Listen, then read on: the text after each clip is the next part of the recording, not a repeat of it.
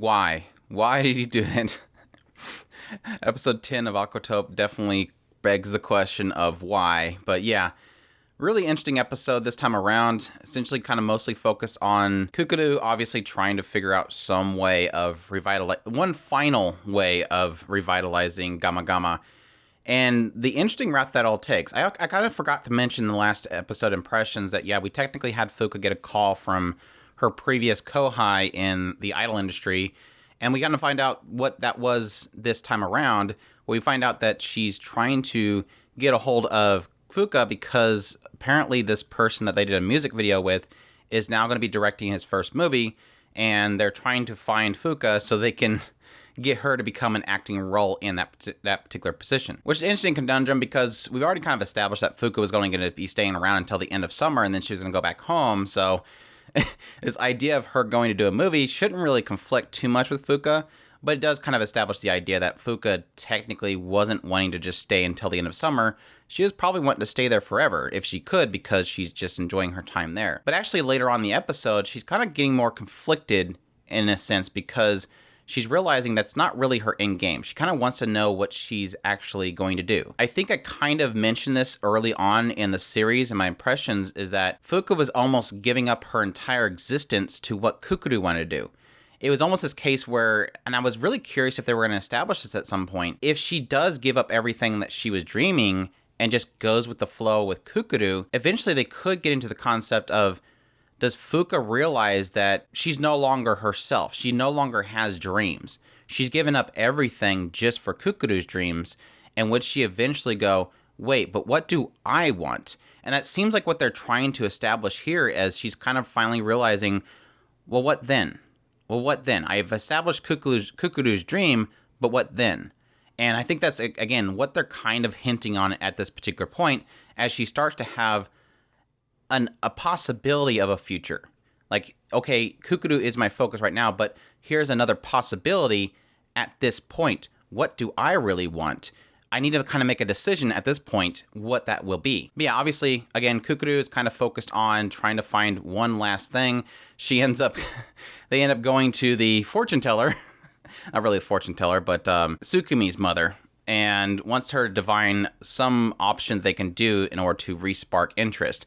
And of course, her whole divining is just kind of like the usual obscure fortune-telling stuff, like don't push too hard on what you want because it's going to fall apart, and, you know, refocusing what you're wanting, all that kind of stuff. But in the end of this conversation, they end up realizing that, yeah, a lot of people that have come to Gama Gama have experienced an illusion.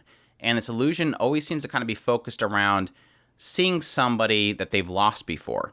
But in this episode, they're more focused also on grief itself. Grief and troubles, specifically.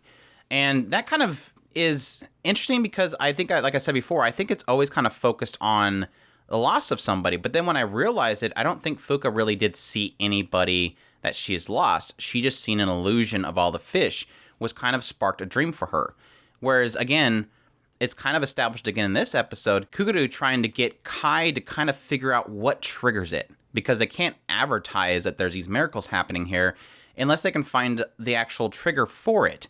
Because even with Karen, they were like, Karen, can you advertise this? And she's like, no, we can't do that because you don't know if it's true or not. So she's trying to figure out a triggering point, and she uses Kai. And Kai doesn't really experience a loss. He just experiences almost like a regret. And a regret to speaking out to Kukuru when she was at her worst.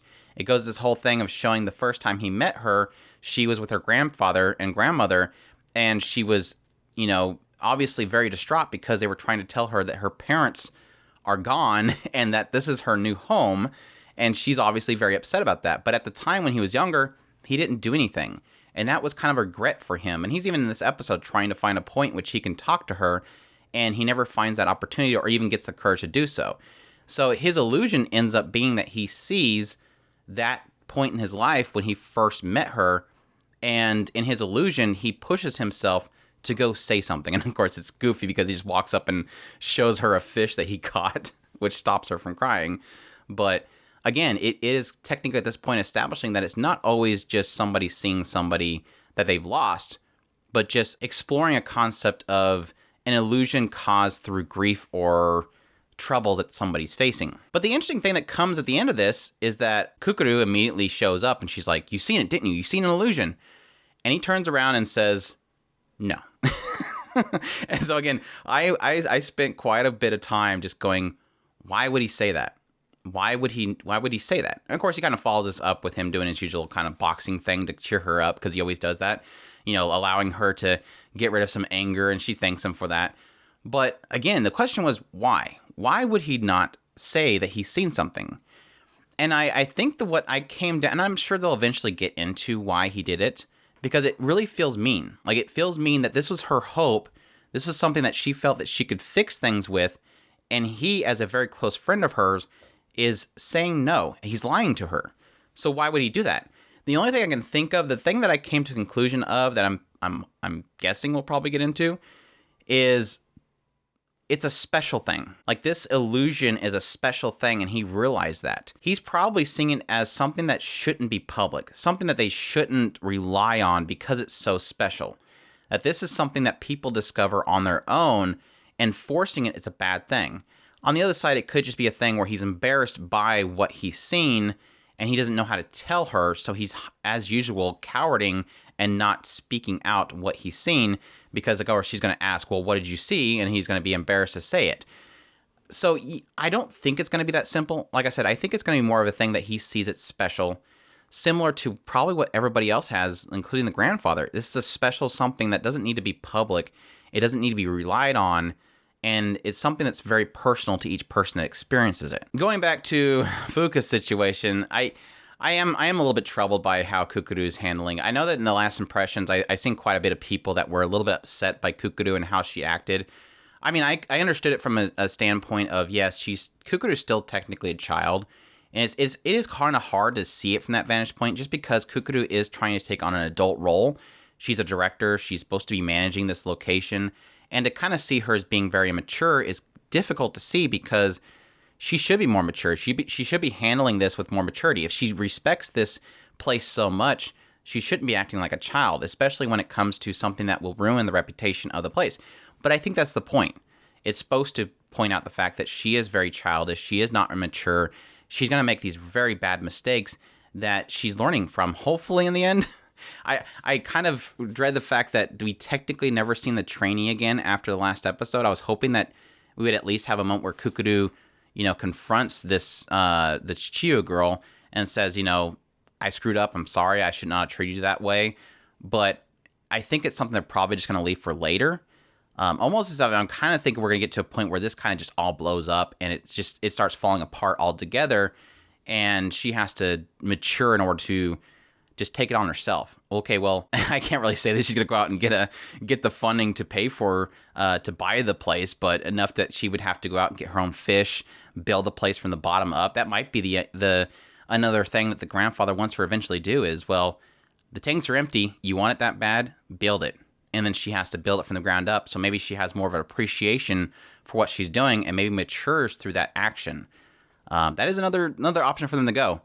But yeah, it again, going back, why I brought that up is, yes, we did get a bit of the immaturity again this episode, and the idea that when Fuka, tells Kukuru, this is what has been presented to me, I have this guy that wants me to be in a movie for him, she immediately leaves the room. Like, she doesn't even acknowledge what Fuka's going through in this particular point.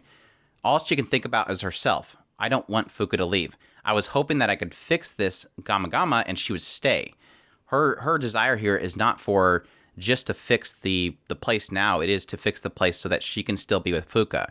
So a lot of selfishness there that is really showing in Kukuru, which I think, again, is, yes, hard to watch because it's really snotty and very selfish.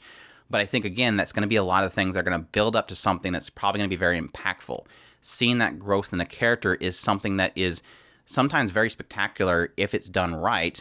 And I think a lot of people will be off-put by it, but I think there is a payoff eventually from that. So, but this whole situation with the director does kind of bring up the question again of if it's going to be something that Fuka does herself using her connections to possibly help Gama. And I think that'd be something that, again, can be tied in again with this director, if she can maybe possibly present to this director a story idea, which technically this director should already have a story in thought if he's going to be putting together a movie. but an idea for an illusion in a aquarium is an option there for him to or her to be able to pose to this director. Maybe that's something that could come up. But then again, movies aren't made in a month.